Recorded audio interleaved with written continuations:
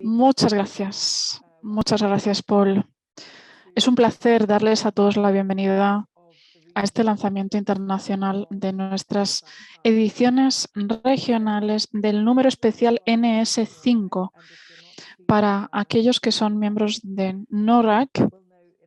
Invitamos a todos aquellos que no son miembros a que se suscriban cuanto antes. Destaco que tenemos todos estos ámbitos de trabajo: pruebas y datos, educación ODS, innovación, sector privado y redes. Esta publicación entra dentro de redes. Queremos garantizar que les proporcionamos datos útiles que sean accesibles por parte de todos los miembros de nuestra red. Esto también incluye el contar con estas traducciones regionales y contextualizaciones de los números especiales de NORAC. Como ya ven, habíamos destacado en nuestra página web, hacemos hincapié en el hecho de que contamos con muchísimos miembros que participan en nuestra conferencia anual de la CIES, y es por ello que les invitamos a que consulten el programa que aparece en nuestra página web para ver qué miembros van a participar. Estaremos encantados de verles a todos, ya sea en persona o en línea. El número especial NS5 ahora cuenta con estas 5 ediciones en árabe, francés, mandarín, ruso y español. El contenido de NS5 se basa en una versión original compuesta por 6 partes: perspectivas internacionales, reformas nacionales progresivas y regresivas, activismo a nivel local y reformas internacionales, privatización e impuestos y movimientos sociales en sexto lugar. Cada una de nuestras ediciones ha analizado el NS5 y ha seleccionado artículos relevantes a nivel regional para que fuesen traducidos para esas ediciones regionales. En las ediciones regionales de NS5 lo que intentamos es que se aproveche la producción de conocimientos que tenemos al seno de NORAC. Solemos tener editores invitados que trabajan en colaboración con los principales de NS5 y trabajamos con otros editores para promover la presencia de miembros de NORAC en el sur global. También tenemos la traducción de artículos y los editores regionales también añaden artículos locales para contextualizar las aportaciones de cada región. Lo que queremos es que las traducciones sean compartidas a través de nuestra serie blog en la medida de lo posible. A medida que vayamos avanzando en este evento, nos encantaría que los participantes compartan citas que les hayan parecido inspiradoras con el hashtag SDG u ODS4, SDG 17, que son los más pertinentes en cuanto al objetivo de asociación y las cuestiones de financiación. Y ahora me gustaría hacer la palabra a David Archer, que fue el editor invitado en la versión original de NS5, que estaba publicada en inglés. David Archer nos hablará de las líneas de trabajo sobre financiación interna, recursos internos y esta edición. Antes de cederle la palabra a los editores regionales que luego procederán a hablarnos de las versiones contextualizadas del número especial. David, adelante. Muchísimas gracias, Nora. Gracias por invitarme a participar en este momento tan entusiasmante, el momento en el que compartimos las ediciones en distintos idiomas del número especial, ediciones basadas en distintas regiones.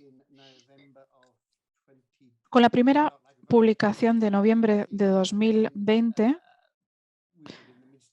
Creo que aprovechamos un momento propicio. Nos encontrábamos sumidos en la crisis de la COVID-19.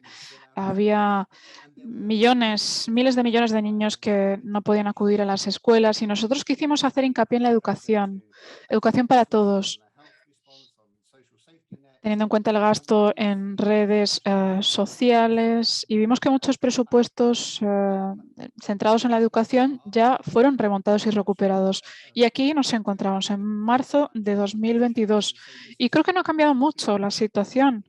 Sigues llegando en un momento sumamente propicio. Contamos todavía con muchos escollos en la financiación de la educación en distintos rincones del mundo. Vemos que se ve aplastada en muchos casos por el hecho de que se establecen prioridades en otros ámbitos y no siempre se sigue esta línea de priorizar el gasto en educación, puesto que vemos que se ve sometido a una presión cada vez mayor. Cuando tenemos en cuenta la financiación de la educación en todo el mundo, nos encontramos con dificultades a la hora de mantener entre las prioridades la cuestión de la financiación interna, porque en muchos debates lo que vemos, ya sea en cuanto a los espacios del ODS 4, en la Asociación Internacional de Educación, se habla de forjar alianzas, de contar con recursos, asignaciones, en términos de apoyo exterior, pero se deja atrás una cuestión importante, y es que el 77% de los recursos para la educación del mundo proceden justamente de la financiación interna, no la financiación del exterior.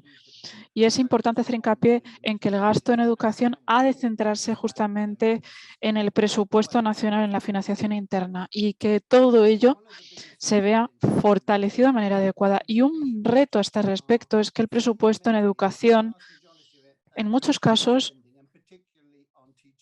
se centra en los salarios de los docentes.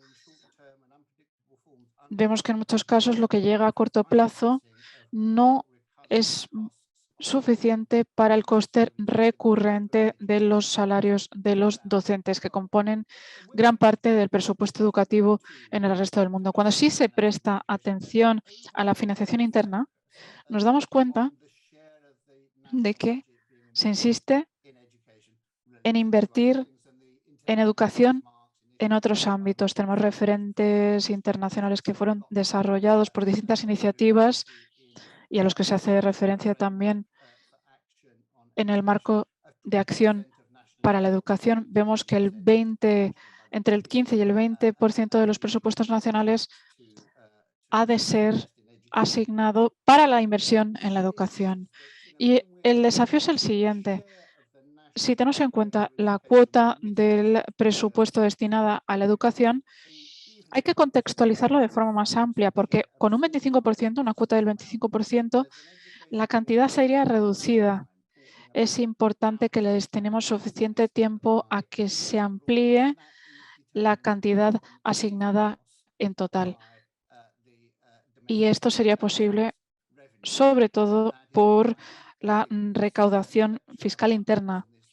Y es por ello que esta colección de artículos que vemos en este número especial es la primera vez que tenemos una colección seria, de rigor, de distintos artículos procedentes de distintos lugares del mundo que se centran en los impuestos y la educación, porque el cambio de paradigma solo será posible si contamos con acciones coordinadas para la financiación interna y apostando por la recaudación a nivel nacional. Vemos que el ratio PIB para países de renta media es del 16%, asciende al 20-25% para otros países y en otros países de mayor renta llega al 40%. Cuando tenemos una baja tasa de impuestos versus PIB, esto repercute de manera significativa en la asignación disponible para la educación. Es importante tener en cuenta y prestar atención a la relación entre impuestos y IVA y PIB en marcos de 5 a 10 años. Si los países fueran capaces de reconocer esto, que ha sido reconocido como un objetivo del FMI en este ámbito, podríamos avanzar con creces, pasando del 16% al 25% en el ratio impuestos-PIB. Y esto nos garantizaría un mayor gasto en educación y un aumento en protección social, saneamiento de aguas residuales, entre muchos ámbitos. Una financiación sostenida de los servicios públicos deberá basarse en acciones basadas en la cuestión fiscal. Es importante que los sistemas fiscales operen bien. Podemos optar por opciones regresivas. En muchos casos la carga recae sobre determinadas personas y podemos garantizar que se invierta más y se paga más y se redistribuya más. En los países de renta media, esto es más difícil que en los países de renta alta. Y los ingresos o la recaudación no se efectúa de manera equilibrada. Hemos visto desequilibrios que repercuten justamente en estos países y sobre todo a las mujeres. Y es por ello que queremos contar con sistemas fiscales de respuesta de género, que tenga en cuenta la vertiente de género. Hacer que el IVA sea más progresivo con estos sistemas y tener en cuenta otros sistemas fiscales de coordinación más progresiva, teniendo en cuenta también los ingresos, la recaudación procedentes de el impuesto aduanero. Es importante tener en cuenta todos los ámbitos del sistema fiscal para poner en marcha reformas progresivas que nos permitirían contar con una financiación sostenible, financiación pública y financiación adecuada para los servicios públicos. Si argumentamos que todos los ingresos han de ser destinados a la educación, no ganaremos este argumento, esta apuesta que estamos defendiendo, porque también está la protección social y el saneamiento de las aguas residuales. Es importante coordinarnos con los otros ámbitos fiscales, porque, por supuesto, todo está relacionado con los ODS. Es un desafío, y lo ha sido durante mucho tiempo, el poner las cuestiones de justicia fiscal en las prioridades a nivel político. Hay cierta reticencia, muchas personas no cuentan con especialización en el ámbito fiscal, prefieren remitirse a otras personas. Es una cuestión que hay que desmitificar y, por supuesto, tiene su complejidad, pero es cierto que en el espacio de la educación no se suele abordar la cuestión fiscal y posiblemente sea el ámbito que más repercuta en la financiación de la educación. Y son unos conocimientos que no son abordados.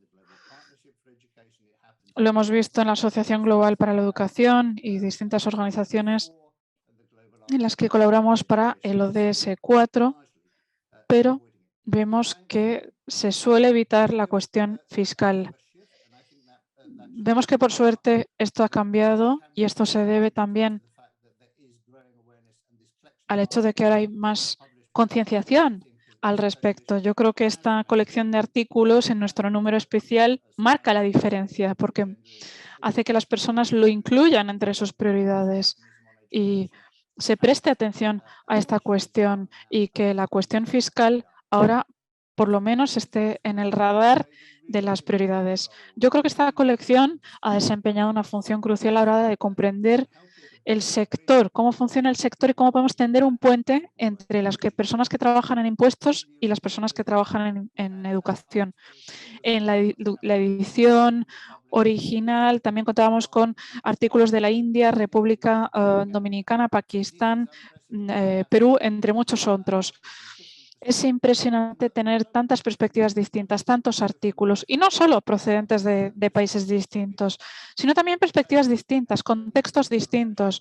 Teníamos a profesionales con muchísima experiencia en el sector académico, personas de grupos de reflexión, ONGs, grupos de docentes, organizaciones de estudiantes también, prestando la atención a la cuestión de la educación mundial y a la fiscalidad mundial. Yo creo que con esto podemos hacer que sea un recurso extremadamente rico que muchos podrán aprovechar. Son recursos impresionantes porque esto significa que hemos podido llegar a distintos grupos lingüísticos y los artículos adicionales que han sido solicitados añaden dimensiones adicionales en el entendimiento en cómo los impuestos y la educación están vinculados.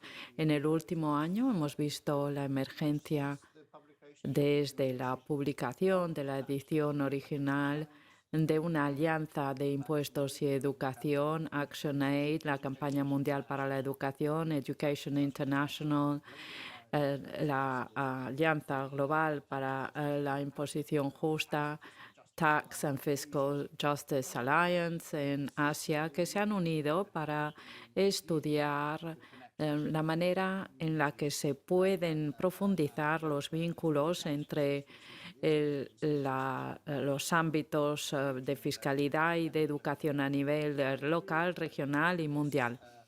Espero de verdad que este impulso renovado que llegará con la publicación de esta nueva edición hoy ayudará a seguir estudiando cómo las personas pueden seguir reuniéndose entre distintos ámbitos para financiar de manera sostenible y predecible la educación en todo el mundo. Sin lugar a dudas, los impuestos tienen que ser una parte integral, seguramente la más fundamental y la más importante cuestión que hay que discutir para poder progresar en la financiación del ODS 4. Evidentemente, la dimensión del impuesto sobre la renta nunca será la única respuesta a la financiación de la educación. Hemos hablado de estas 4 S en inglés, la cuota, la talla, que es uno de los puntos de atención de esta edición, la asignación de los presupuestos, el estudio de los presupuestos para que el dinero llegue en la práctica. Pero si no se empieza con un presupuesto lo suficientemente importante y una fuente predecible de financiación para la educación, bueno, pues todo esto siempre se quedará corto.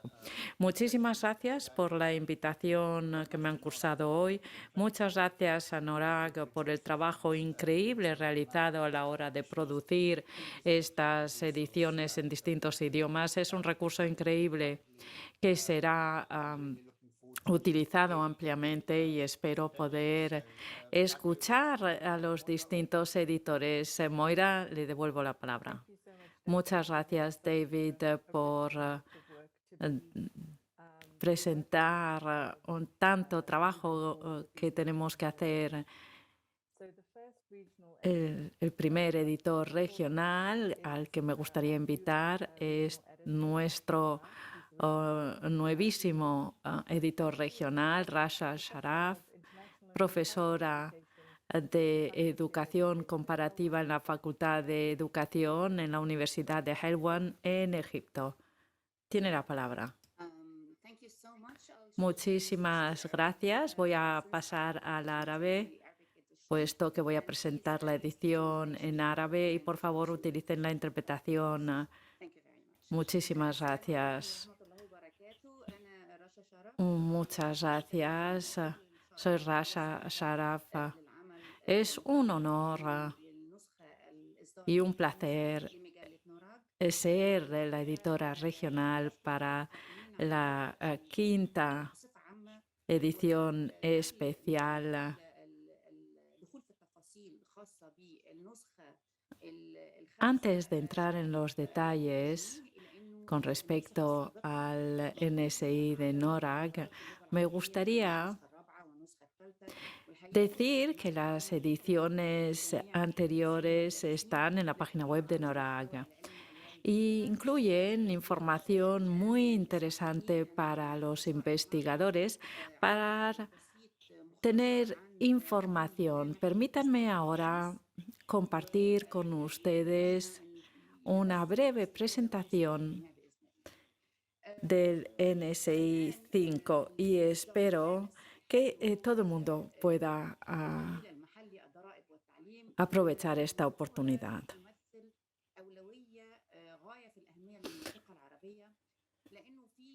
Este NSI 5 es sobre financiación interna, impuestos y educación y es especialmente importante para la región árabe porque ha habido un debate alrededor de la educación, si es un servicio o una inversión, si es un servicio que tiene que prestarse para todos los ciudadanos o si tenemos que proceder como se procedía antiguamente. Esta edición da distintas perspectivas con respecto a la financiación de la educación, sobre todo la perspectiva interna, donde hay igualdad de oportunidades en la educación para los estudiantes en los países árabes.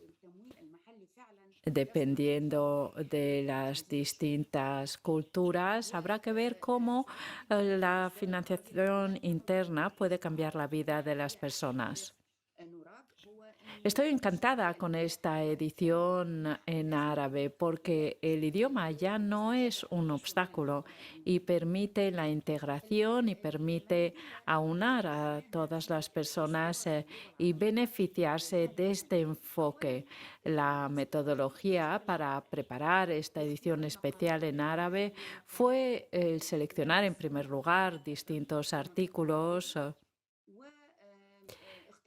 Eran artículos pertinentes para la región árabe y hemos elegido 2 o 3 artículos para cada una de las secciones.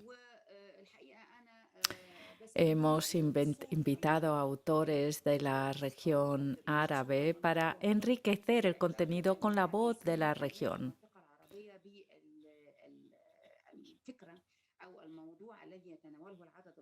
Esta es la relación entre los autores con la idea de esta edición especial. Esto permitió tener una buena respuesta del profesor El Hilali, El Shirbini, profesor de planificación educativa, Administración de la Educación en la Universidad de Mansura y antiguo ministro de Educación y Educación Técnica en Egipto. Este artículo pudo dar luz a este tema tan importante. Por la COVID-19 fue difícil obtener otras contribuciones de la región árabe. Esperábamos contribuciones de Marruecos y de Jordania, pero por la COVID-19 evidentemente hubo personas que se contagiaron y no pudimos proceder. Después de traducirlo, elegimos artículos en inglés porque hay investigadores que hablan inglés corrientemente. Hubo una revisión técnica por profesores especializados para garantizar que había una adecuación entre la versión inglesa y árabe, sobre todo por lo que se refiere a la terminología. Esto permitió garantizar que el mensaje era compatible con el mensaje principal.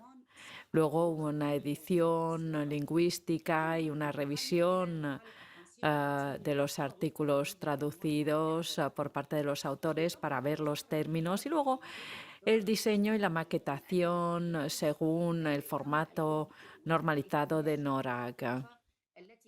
Presento todo esto para mostrarles el esfuerzo enorme realizado para poder comunicar el contenido a los lectores más allá del idioma de la edición. Aquí me gustaría reconocer a aquellos que han contribuido a este esfuerzo. En primer lugar, Maham Al-Asad, profesor,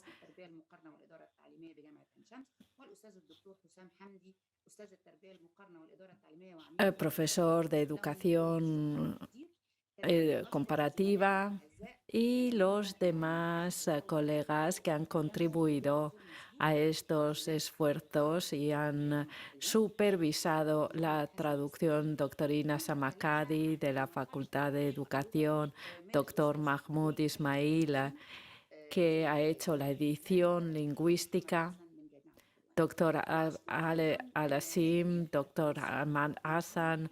Y también me gustaría dar las gracias al equipo de maquetación y diseño, Shania Asua y Unia Al-Farawi. Y les expresamos nuestros agradecimientos, son maravillosos. Asimismo, me gustaría felicitar a David Archer por la selección ingeniosa de estos artículos, porque nos muestra las distintas dimensiones de la financiación interna y la financiación gubernamental para la educación. El señor Servini habló de la reforma educativa, y presentó algunas alternativas que se consideran como modelo árabe, así como presentó los retos a los que se enfrenta la educación en el mundo árabe. La primera sección incluye una perspectiva general o global.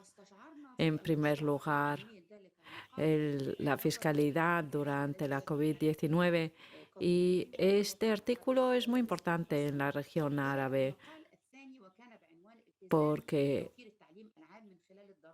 el mundo árabe, el mundo en general, pero el mundo árabe se enfrentó ante el compromiso de suministrar la educación a través de los impuestos.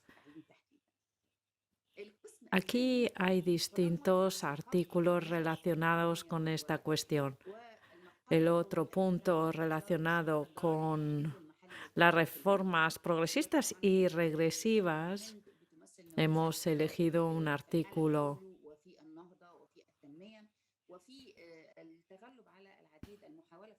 que representa un modelo de desarrollo para superar ciertos desafíos por la presión en cuanto al número de habitantes de población.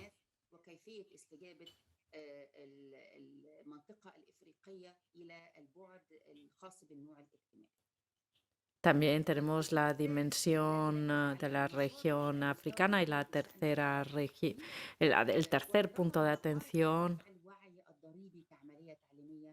incluye distintos artículos de Malawi, cómo aumentar la visibilidad, la toma de conciencia. Esto es muy importante para que los ciudadanos se den cuenta de la importancia de los impuestos y de la financiación de la educación. Luego, otro artículo para mostrar qué capacidades necesitan para alcanzar una educación justa.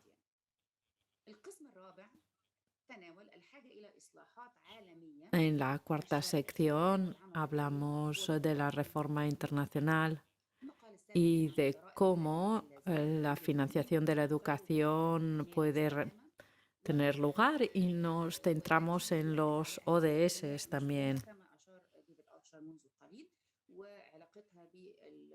Y esto es importante y David Archer ya también lo ha mencionado, también la financiación internacional. No solo hablamos de financiación interna, también nos centramos en lo que deberíamos de hacer para centrarnos en la educación y para informar e implicar al ámbito corporativo en la financiación de la educación y cómo conseguir fórmulas distintas para atraer al sector económico en esta asociación. En la siguiente sección hablamos de el partenariado público-privado. Esto es algo importante en la región árabe y hablamos en este artículo de todo ello, de las asignaciones presupuestarias. Y esta experiencia que mostramos ha sido inspiradora y esperamos poder encontrar nuevas ideas para los distintos investigadores. Y el 10º artículo es sobre los derechos, la igualdad.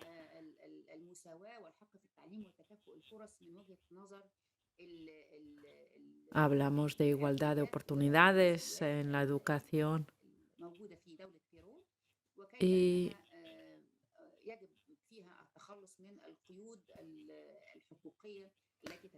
cómo eliminar las limitaciones, sobre todo relacionadas con los recursos. En la 6ª sección hablamos del movimiento social y del impacto y de la recaudación de impuestos y los distintos estándares que existen en los distintos países. ¿Qué podemos hacer para mejorar la situación? Es una cuestión estratégica en la que nos tenemos que centrar para encontrar mecanismos para luchar en contra de la corrupción en la educación. El siguiente artículo habla del Fondo para la Educación en Brasil, cómo se pueden distribuir estas asignaciones a nivel federal. También tratamos de los conflictos para asignar los distintos fondos para financiar la educación y los distintos fondos a nivel federal y a nivel regional. Y fue verdaderamente un ejemplo que nos inspiró. El artículo 13, aquí tratamos de las distintas alianzas de la educación y ha sido, bueno, se presenta un futuro optimista. ¿Cómo obtener más alianzas y cómo podemos tomar ejemplos de los distintos sistemas en el mundo para tener una financiación de la educación? Ahora, si hablamos del futuro,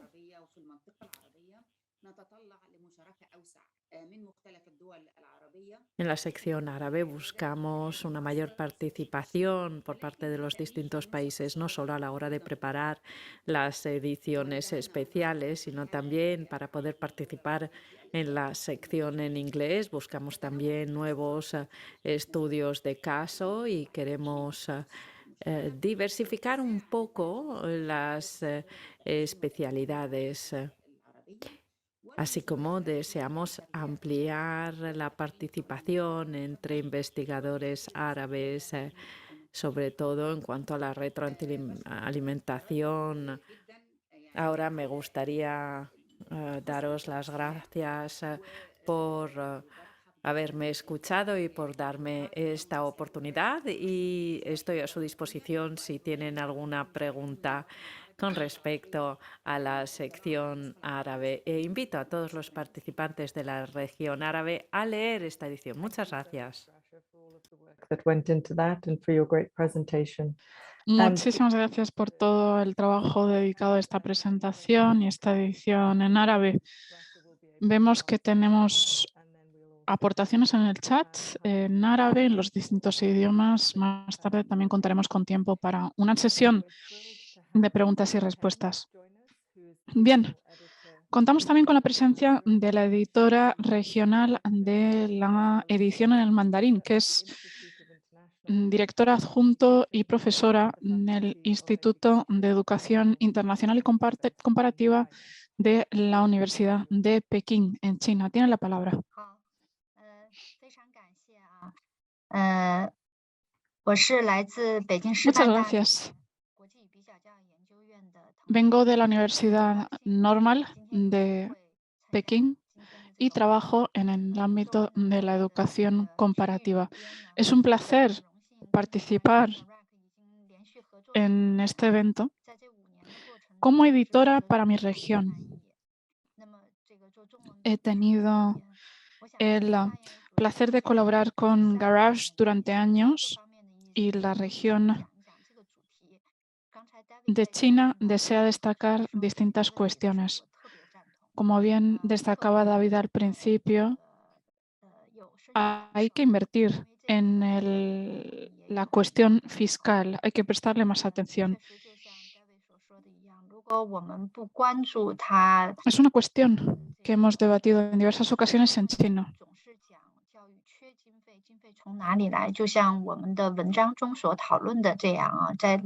Si no insistimos en este ámbito, no obtendremos inversión en educación. No funciona así. Si leemos la versión en inglés, lo vemos claramente también. Esto me parece fundamental porque NORAC ha colaborado conmigo a lo largo de 5 años y he visto su consistencia. El hecho de que siempre le ha prestado atención a la cuestión de la educación internacional y cuestiones centrales como los derechos humanos, la igualdad de género.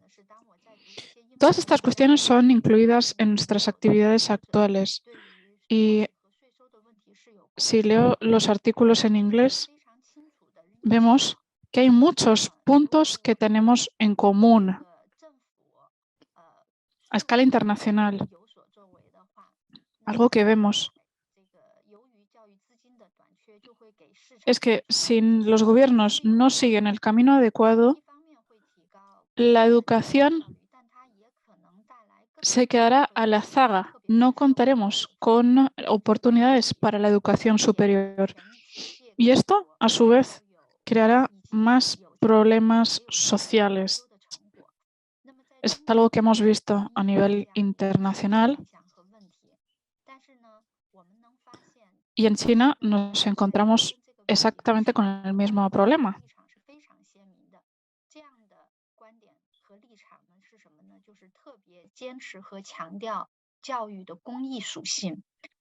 Hemos querido defender ideas fuertes: educación, impuestos, recaudación. Son cuestiones de las que ya informaron las Naciones Unidas en noviembre. Hablaban de cómo trabajar en la cuestión fiscal para plantarle cara a los desafíos mundiales. Este informe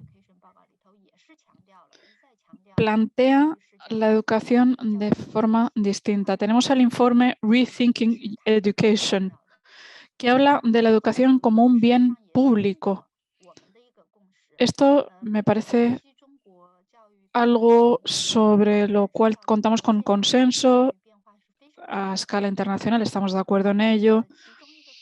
En China vemos que hemos atravesado cambios drásticos en los últimos años, cambios gigantescos, puesto que nuestro gobierno ha hecho hincapié en el bien común de la educación y la forma en la que nosotros contribuimos con los recursos de la educación.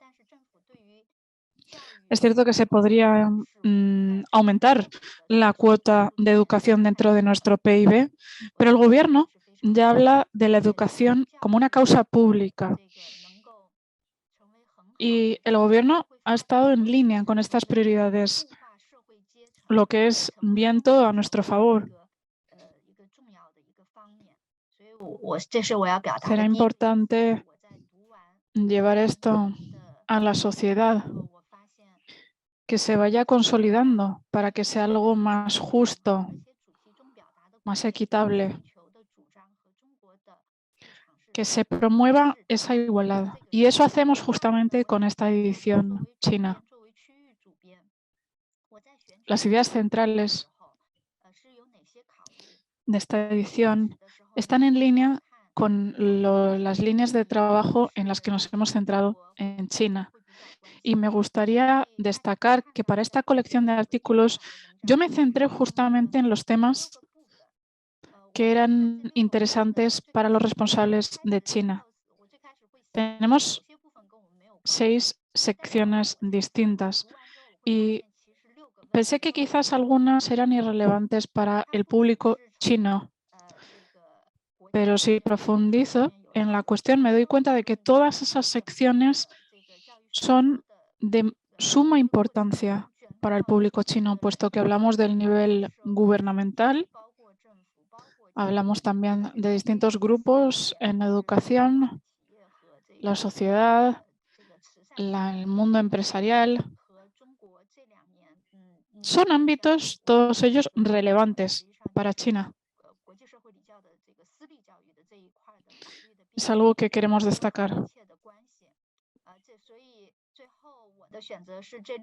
El cambio de la educación privada o internacional, en el que están trabajando muchas organizaciones internacionales en China, muestra que tenemos cuestiones compartidas y retos compartidos.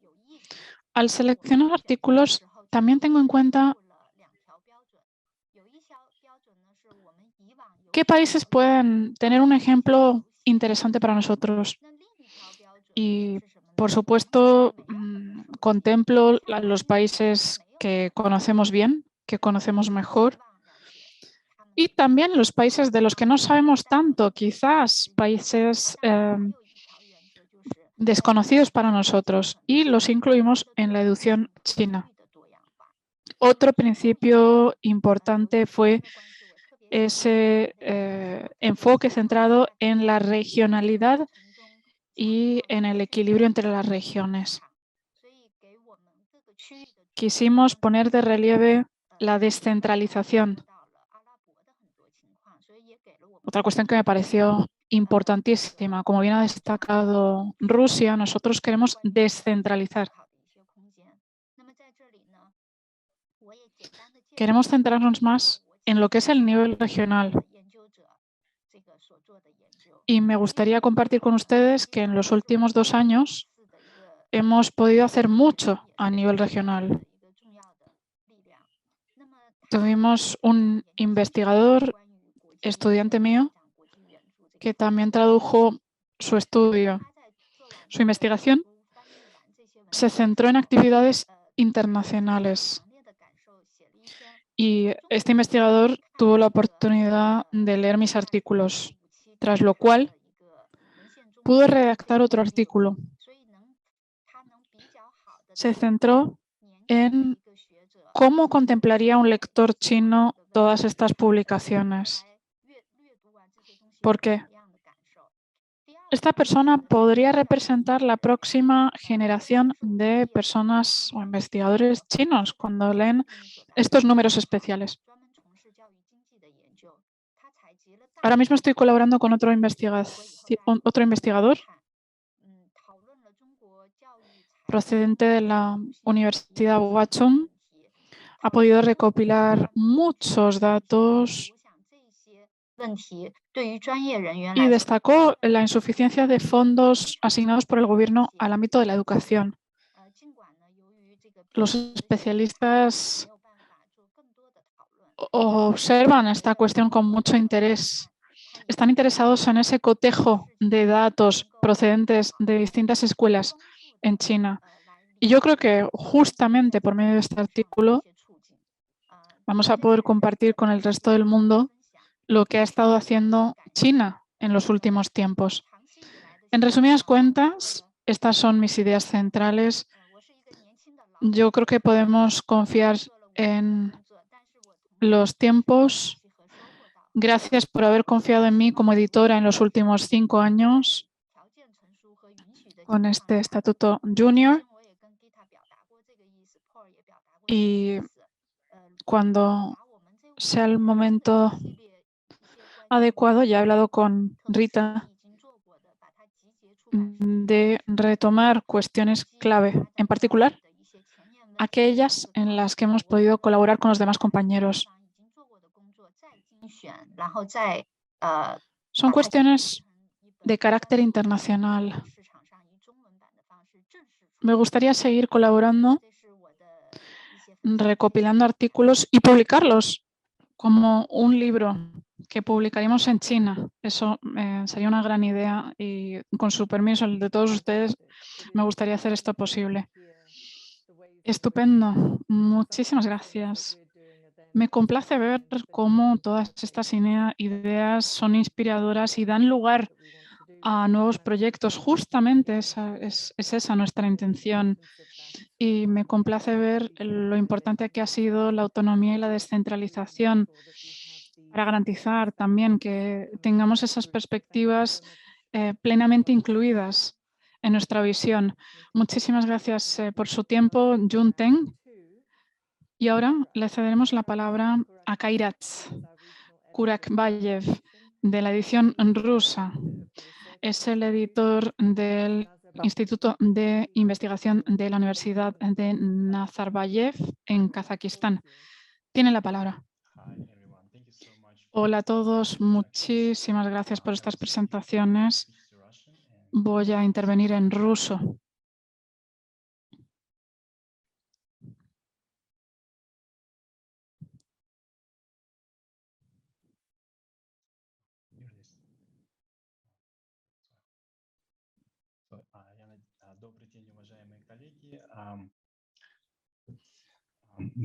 Queridos compañeros,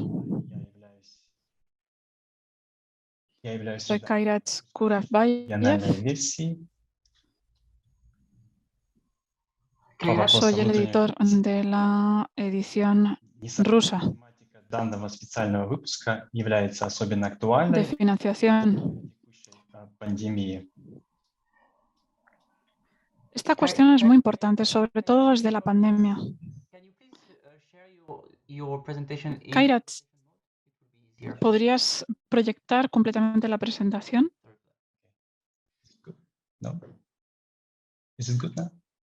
No, it was good for a minute and then it went back to the preview mode. Oh, I see. One moment, sorry.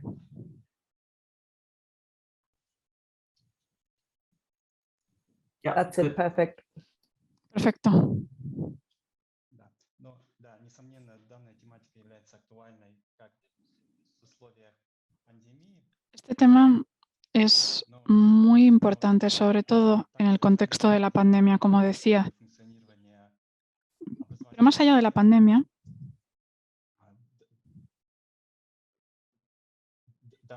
está toda la cuestión de la financiación de los sistemas de educación. Estas cuestiones son muy importantes a nivel local e internacional.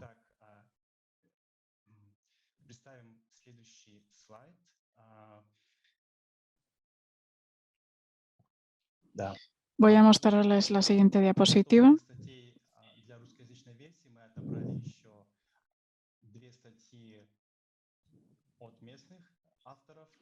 Tenemos la versión en ruso y artículos de autores locales. El primer documento, la primera publicación, se centra en la cuestión de la imposición de la educación en Kazajistán de Aida Sagiyateva. И вот, как я говорил, две статьи, написанные местными авторами. Como decía, tenemos dos publicaciones de autores locales. Una primera sobre la cuestión de la imposición en la educación en Kazajistán, publicado por Aida Sagitanyeva y Baglan Bagitanova, de la Universidad de Nazarbayev. Y tenemos una segunda publicación sobre la descentralización fiscal publicada por Aitz Simahet y Rita Casa. Pueden ver aquí la traducción al inglés del título de estas publicaciones.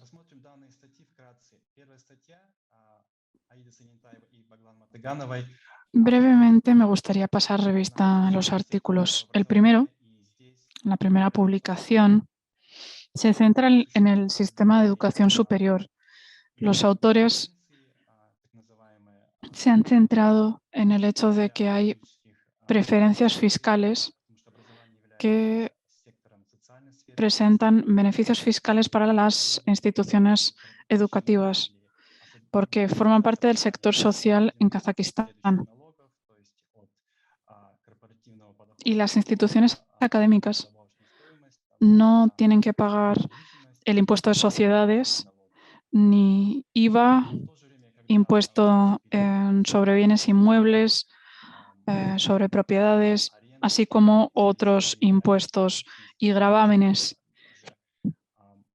Ahora bien, cuando alquilan su propiedad, cuando alquilan sus tierras, esto puede tener un efecto negativo en las actividades que tiene la universidad o el centro de formación.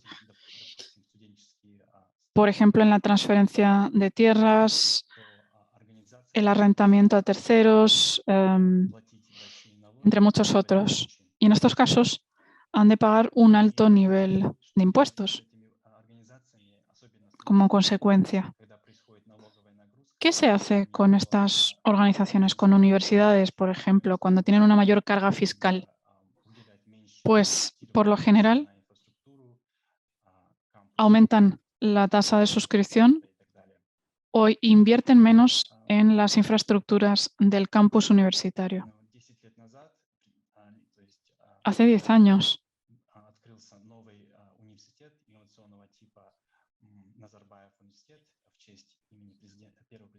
se abrió una nueva universidad innovadora en honor al nuevo presidente del país.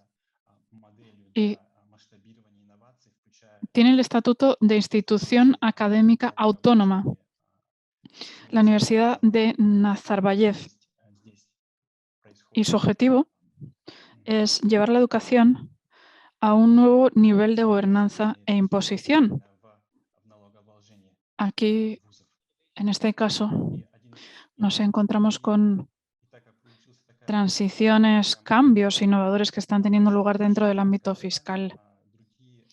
Este modelo apareció en el panorama educativo de Kazajistán y es por ello que otras universidades, otros centros de formación están intentando tener el mismo estatuto que esta universidad, la misma clasificación, y es lo que hace que las universidades pasen a ser definidas como organizaciones sin ánimo de lucro, organizaciones no comerciales.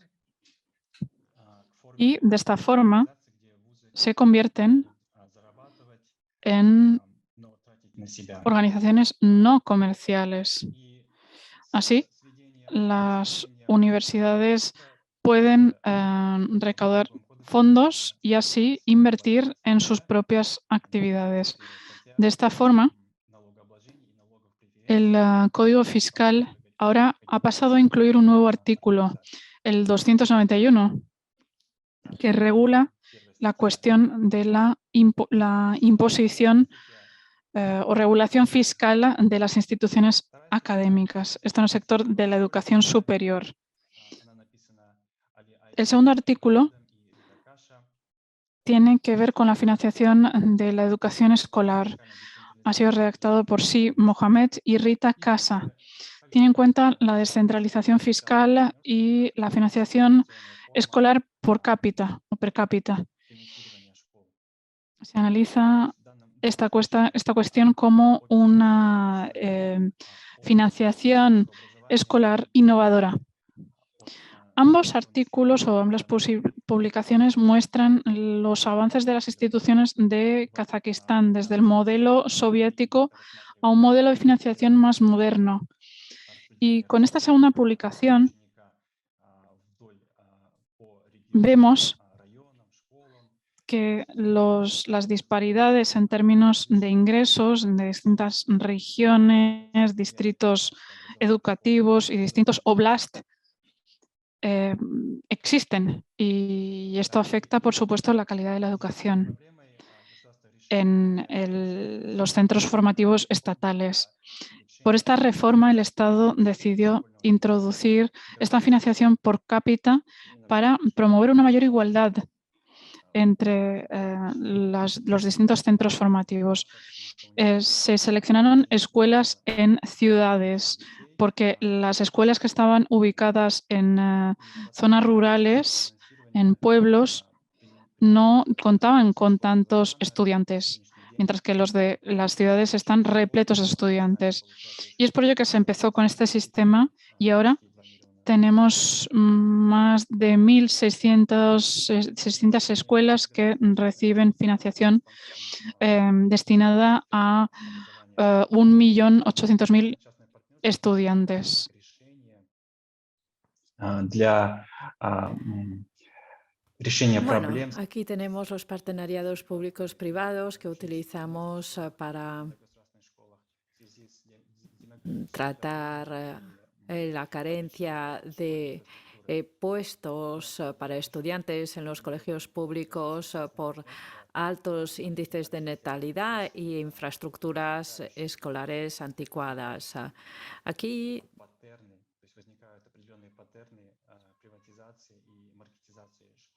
vemos que hay algunas tendencias recurrentes de privatización de los colegios. Lo que sucede es que hay una licitación pública y el dinero público va al sector privado. Hay algunos costes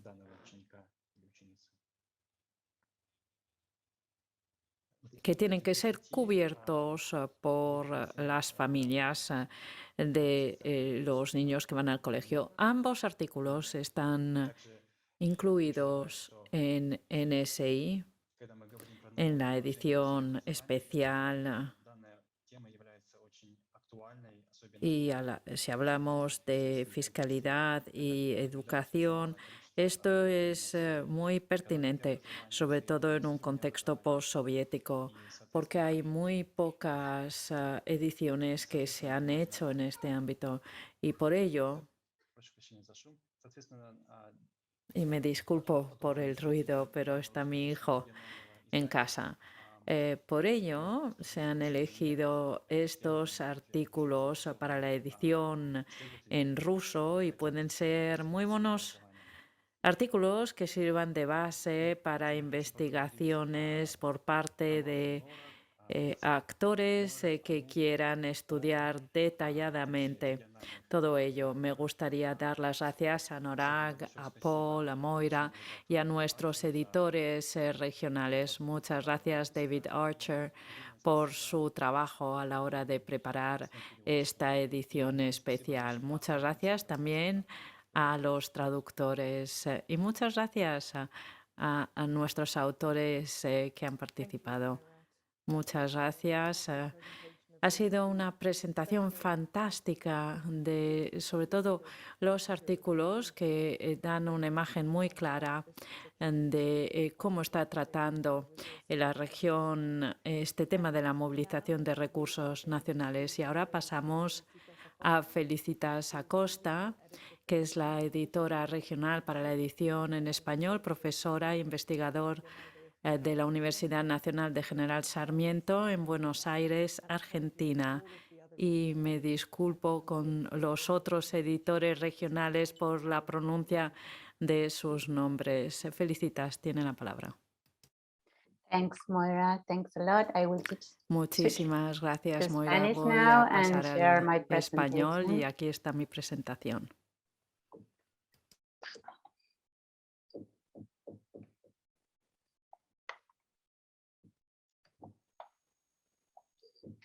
Felicitas, make sure you're in the Spanish channel, huh? Tiene que asegurarse que está escuchando el español. que está en el canal español. I am listening in Spanish. Sí, sí, estoy escuchando en español. Is that working okay? ¿Funciona? En principio sí. The Spanish channel, all good. Si está en el canal español, puede proceder. Okay.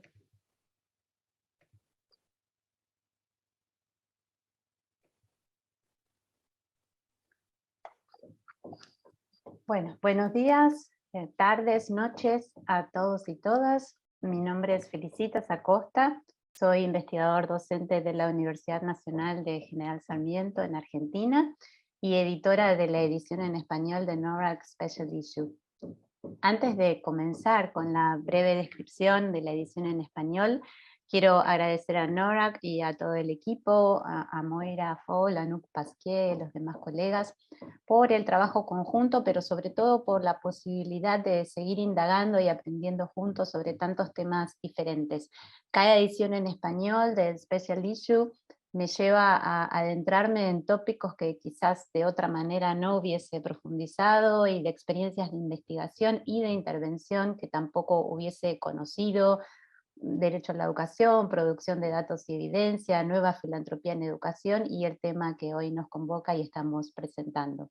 En segundo lugar, quiero agradecer especialmente al editor de la edición original en inglés, a David Archer, por un trabajo tan relevante, una edición atractiva, coherente, armónica, de este Special Issue sobre impuestos y educación.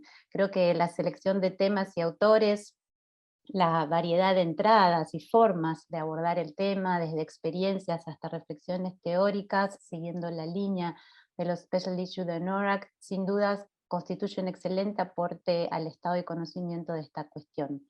Un agradecimiento muy especial a la traductora de los artículos para la versión en español, Alejandra Rogante, con quien ya llevamos 4 ediciones de trabajo conjunto para NORAC.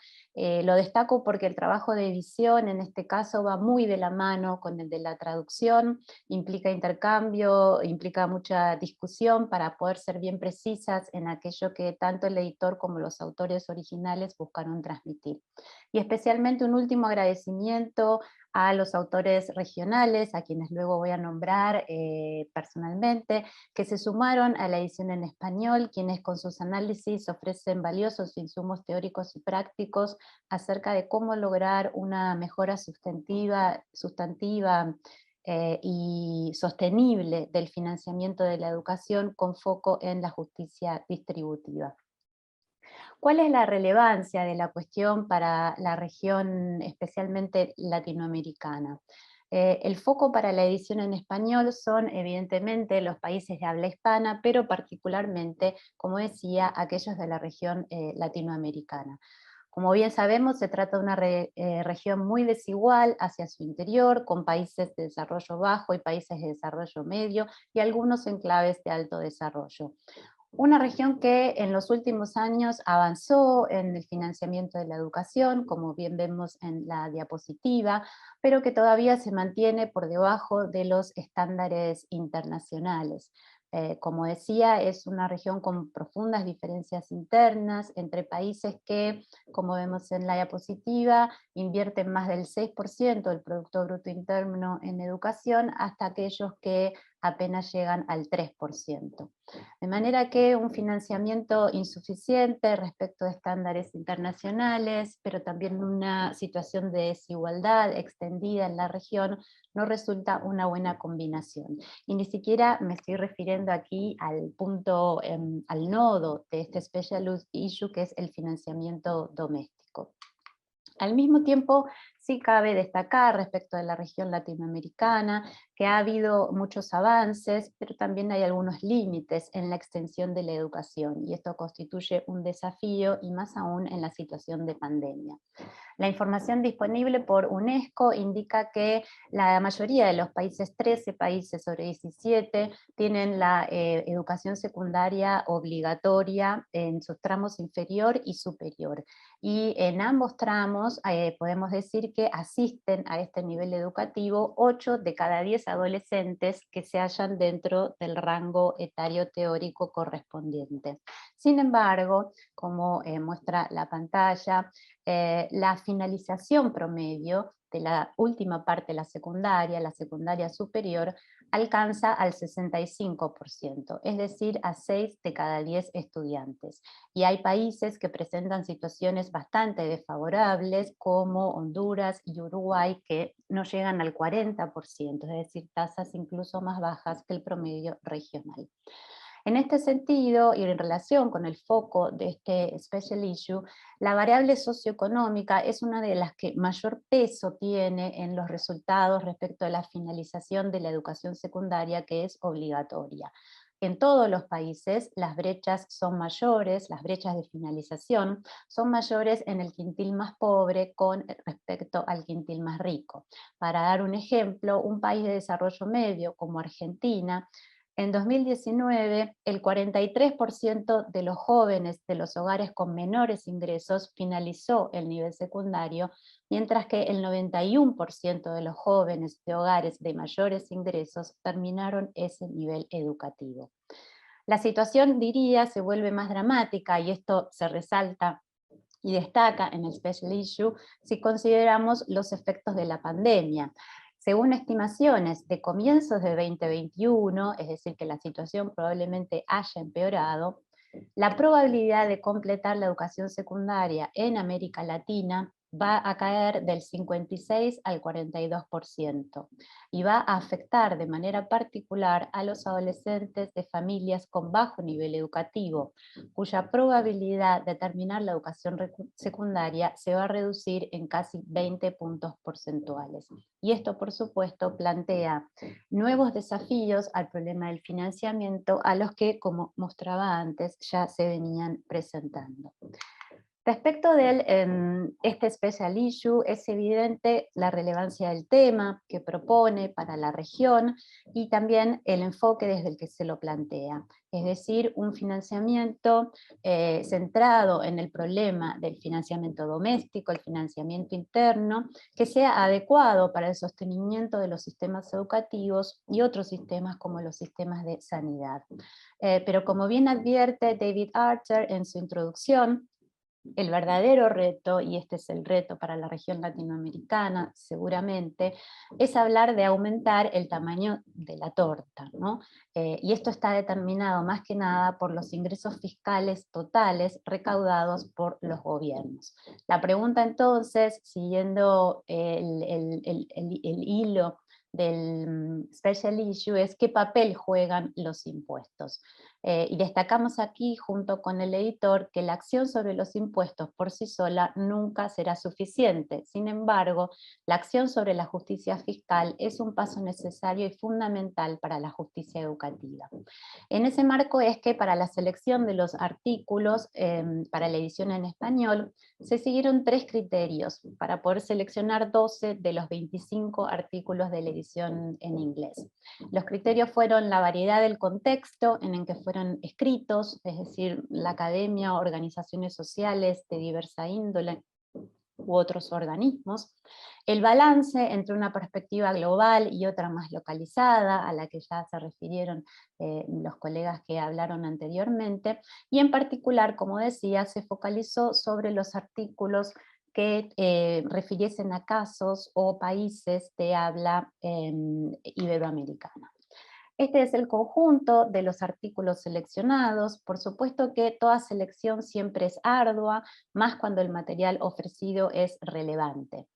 Como vemos en pantalla, se eligieron al mínimo 2 artículos de cada una de las 6 secciones que organizan el special issue. Este es un criterio común a todas las ediciones regionales, que se combinó con los que anteriormente mencioné. De esta manera tenemos artículos de profesores universitarios, es decir, desde la academia, como los de Lewin, Cleese y Brehm, de organizaciones tanto de la sociedad civil como organismos particularmente abocados al derecho a la educación, como la Campaña por el Derecho a la Educación, Oxfam, ActionAid, y otros organismos especializados en financiamiento doméstico, como Tax Justice Network International Center for Tax and Development, e incluso muy interesante me resultó el aporte de las uniones estudiantiles u organizaciones sindicales que también incluimos en la edición en español. Este es un caso de Sudáfrica, pero es un tipo de organización que tiene particular relevancia, sobre todo en algunos países de América Latina. No voy a referirme al contenido de cada uno de estos artículos, porque los colegas anteriores ya lo han hecho, sí especificar quizás que optamos por dos experiencias de la región latinoamericana, incluidas en la edición original, que evidencian un problema clave en América Latina.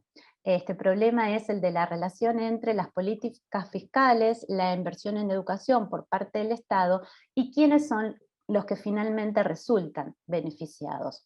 Los artículos entonces refieren a la relación entre financiamiento público y sector privado de la educación, a través del análisis del caso de República Dominicana, y el caso de los pueblos originarios y los efectos inequitativos en su atención por parte del Estado en el caso de Perú.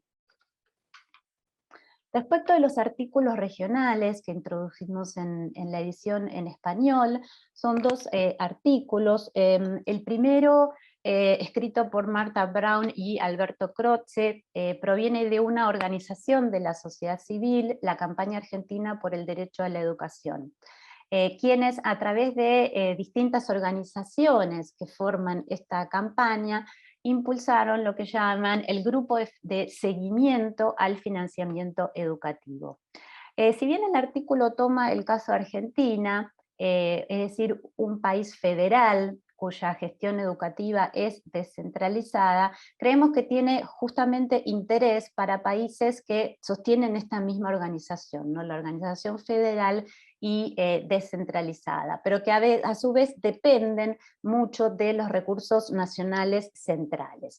El artículo entonces describe el federalismo educativo y cómo se requiere de establecer un modelo de financiamiento que garantice el derecho a la educación en un país que es, como todos los países de América Latina, o su gran mayoría, un país atravesado por profundas desigualdades sociales.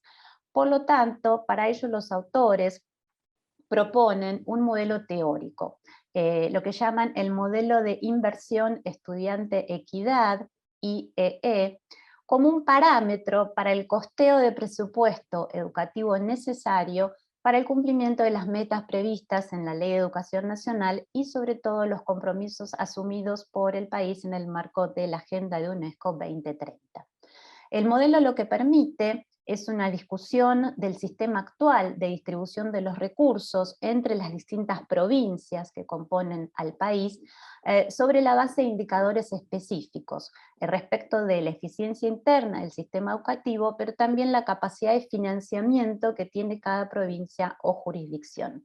Creemos que en este sentido este modelo teórico puede servir de ejemplo para países que muestran las mismas características de organización y gestión de sus sistemas educativos.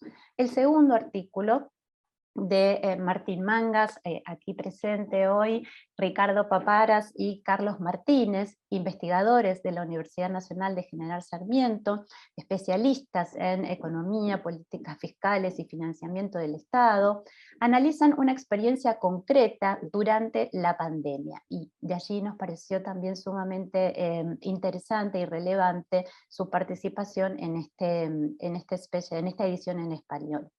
El artículo parte de una reflexión sobre el impacto distributivo de los recursos destinados a la educación en Argentina y su financiamiento, y se refiere a la aplicación de un impuesto extraordinario a las grandes fortunas que se realizó en el año 2020. Como bien destacan los autores, es notorio en el caso argentino y de toda la región latinoamericana el contraste entre un sistema tributario en el que 2/3 partes de lo que recauda el Estado corresponde a impuestos regresivos, es decir, al consumo y al comercio, y un sistema educativo público, masivo, gratuito, de amplio alcance y cobertura territorial, tanto de educación básica como de educación superior. al que corresponde, en contraposición al sistema tributario, un gasto público bastante progresivo que tiende a redistribuir el ingreso hacia los deciles más pobres. En el artículo analiza entonces la implementación por ley a fines del año 2020 de un impuesto extraordinario, por única vez, a la cúspide de las mayores fortunas del país. En 2021 este impuesto, este tributo, recaudó unos 2.300 millones de dólares, de los cuales un quinto, es decir, 460 millones, se usaron para reforzar un programa integral de becas para estudiantes, un programa del Ministerio de Educación llamado Progresar, un programa que ya existía, pero que recibió un refuerzo a partir de este impuesto extraordinario. Este programa, Progresar, está destinado a jóvenes que cursan todos los niveles educativos, desde la educación básica hasta la universitaria, que como dije existía previamente, pero que a partir de este impuesto se pudo ampliar y extender incluso hacia estudiantes secundarios. Entonces este artículo lo que muestra es una experiencia concreta de revisión de las formas de financiamiento de la educación a partir de impuestos progresivos. Con este conjunto de aportes y con la selección hecha, esperamos entonces que la edición en español del Special Issue número 5 de NORAC contribuya con datos y con ideas sobre cómo utilizar los impuestos para una mejora sustantiva y sostenida del financiamiento de la educación y lograr así finalmente transformar en realidad el derecho a la educación. Muchas gracias. Thank you so much, Felicitas, for that. Muchísimas gracias, Felicitas, por esta buena revisión de la edición en español y esperamos ver más aportaciones de esta edición regional, así como de las muchas otras. Bien, nos quedan 7 minutos para el final. El hecho de que nos quedan solo 7 minutos también muestra el valor del enfoque de NORAC, la importancia que le damos a que se escuche la experiencia regional y su especialización en estos temas abordados. Pero por supuesto le reduce tiempo de las preguntas y respuestas. Me gustaría ceder la palabra a David para que aborde algunas preguntas del chat. Había una pregunta acerca de la corrupción y hay artículos que abordan esta cuestión. También había preguntas de Keith y Bashir sobre la aplicación, la puesta en marcha y qué pueden hacer las organizaciones de la sociedad civil a este respecto, los donantes, para respaldar ese cambio a favor de una movilización de recursos nacionales internos y una apuesta por la educación como principal prioridad. Bien, vamos a dedicar los últimos 5 minutos a presentar una iniciativa que nos es muy cercana a nuestros corazones, a la que tenemos muchísimo apego, que son estas ediciones regionales. NS5, una iniciativa regional que diseñamos para alcanzar los mismos objetivos de los NS5 originales, defendiendo ese principio de la igualdad de conocimientos, de la puesta en común de conocimientos. Esta iniciativa que lanzamos en el día de hoy, al seno de NORAC, aspira a responder a esa promesa original de alzar las voces del sur global. Se llama Scholars from the South Also Know. Los académicos del sur también saben. Procede de otra iniciativa que se llama Las mujeres también saben y hemos decidido tomarla como principal modelo aplicable a nuestros principios anclados en esa cuestión de amplificar las voces, de hacer eco de las voces del sur global. ¿Por qué lanzamos esta iniciativa?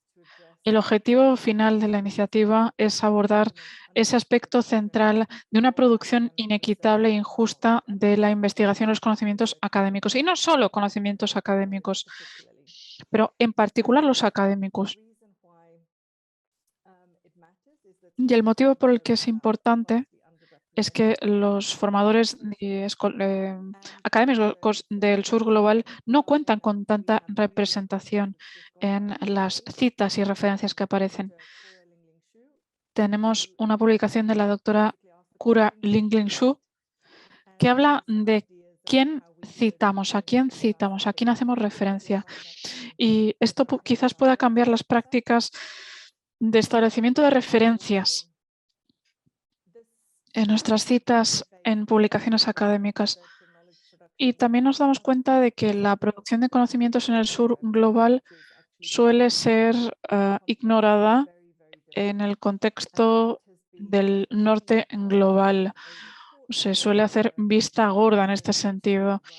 Esto se basa en un informe que encargamos a el Rights for UNESCO de 2020. Es un informe en el que nos basamos y fue clave para nuestras recomendaciones porque queremos aumentar y mejorar la presencia de investigación relevante a nivel académico.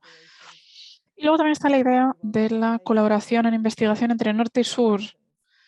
Sabemos que se caracteriza por un desequilibrio y algo que vemos es que muchas de estas colaboraciones de investigación o alianzas, asociaciones, perpetúan prácticas coloniales. En este caso no se trataría de materias primas, sino de datos de investigación, datos que son enviados al norte para el procesamiento y la publicación, lo que viene a ser la antítesis del proyecto de investigación que lanzamos nosotros para financiación innovadora para la educación, que forma parte también de otro aspecto que teníamos sobre financiación de la educación, que contemplamos nosotros dentro de la movilización de recursos internos y la arquitectura que tiene en cuenta estos mecanismos modernos. Bien, lo que queremos destacar es que valoramos el trabajo de los académicos, las académicas del sur global. Es por ello que les damos la palabra en estas publicaciones, sobre todo en esta iniciativa del número especial. Y la idea es que si otros pueden beneficiarse del valor de los académicos del sur global, se podrá hacer eco de estas voces y muchas personas podrán cambiar sus prácticas para incluir a las personas, los académicos, las voces del sur global. Si quieren participar en esta iniciativa, que también será transmitida en el CIS el mes que viene, nos gustaría invitarles a que actualicen su información en la red NORAC. En primer lugar, si no son miembro, por favor, súmanse, vengan a bordo. Y si ya son miembros, como yo, que aquí aparece mi nombre, pueden acceder a la página web y aquí verán regiones o países de especialización y seleccionan esta nueva opción. Soy un académico del sur global. Y así se almacenarán sus preferencias y lo tendrán incluido en su perfil. Si aparecen noticias o cuestiones interesantes, ustedes quedarán involucrados en esas iniciativas. Así que les invitamos a que actualicen su estado de membresía. Si no son miembros, que se sumen a NORAC. Pueden señalárnoslo en el chat y podemos explicarles cómo pueden hacerse miembro. Y así pueden actualizar el perfil. Una segunda cuestión. Pueden presentarse en Twitter con este hashtag Scholars from the South also know y incluirnos en la publicación con @NORAC para que sepamos qué iniciativas han tenido. Pueden incluir un vídeo corto, una biografía breve, nombre, país, ámbito de especialización, tema, región, cualquier otra cuestión que quieran incluir. Más que bienvenida.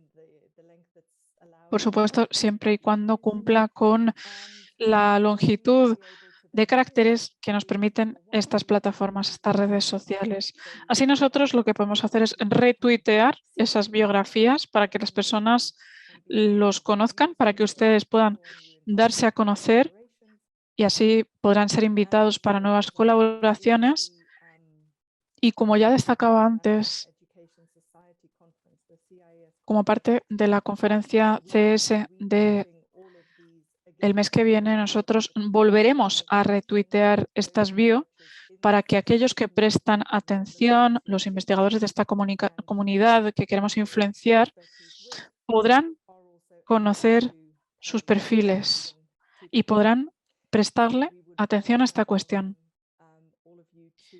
Les invitamos, por lo tanto, encarecidamente a que participen y si tienen cualquier otra idea acerca de cómo podríamos llegar más allá con esta iniciativa, más que bienvenida. Y así podremos seguir adelante con esa prioridad clave de NORAC, que es abordar o atajar el problema del desequilibrio en la divulgación de conocimientos académicos y otros conocimientos de especialidad. Muchísimas gracias a todos. Y también tenemos una convocatoria para contribuciones